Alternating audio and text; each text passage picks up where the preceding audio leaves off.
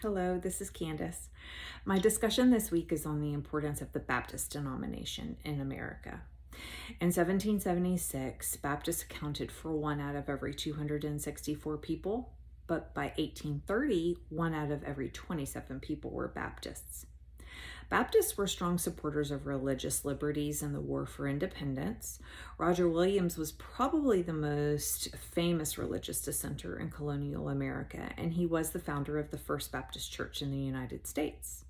He was also the author of the Bloudy Tenet of Persecution for Cause of Conscience, which he wrote in 1644, which was seen as the most important religious work in colonial America.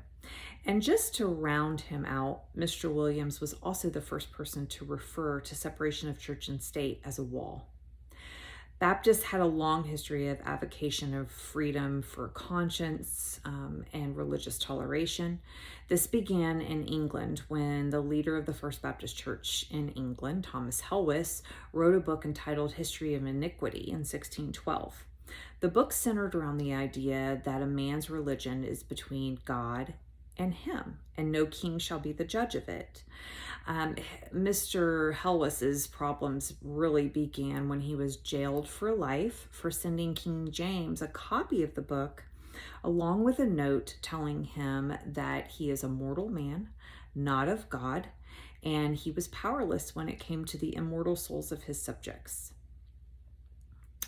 Isaac Backus was considered the face of the Baptist denomination in the late 1700s. Having been a part of the Christian movement in England, he was originally a Congregationalist, but began to question baptisms of babies, and he really became comfortable with the teachings of the Baptist denomination. He formed the First Baptist Church in Middleborough, Massachusetts in 1756. He really embraced revivals, and he was a part of a separatist Baptist movement that helped spread Baptists in the South. Revivals caused a great awakening, and it also helped the Baptist denomination grow. Baptists did split, though, through the growth. Particular Baptists were strict Calvinists who followed Arminian understanding of atonement and salvation. With the denomination split came the New Light Baptists. They were similar to particular Baptists, but they really focused on revivals and evangelism as well. Although there were theological differences between these two, most could not tell what those were.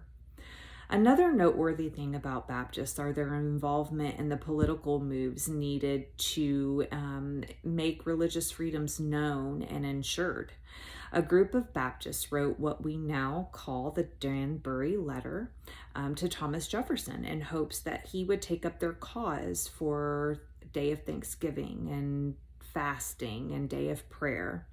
Although President Jefferson agreed with them, he felt he wasn't able to take that position due to the very thing they wanted supported, which was separation of church and state. Isaac Backus, who I mentioned before, had a big hand in crafting what is now known as the First Amendment of the Constitution. His powerful fellow Baptist peer, John Leland, was a huge supporter of Thomas Jefferson, and when Jefferson was elected president, Leland came up with an idea to have the citizens of his farming community harvest the ingredients and make a huge wheel of cheese, which Leland helped deliver to Thomas Jefferson in 1802. Before this semester, I had no idea how much the Baptist denomination advocated for religious liberties in early America. Although they were strict theologically, they were vocal and strong when it came to advocating their freedoms. The denomination was prominent and strong when our country was being formed. I really enjoyed learning this side of the Baptist denomination I didn't know existed until recently. Thank you.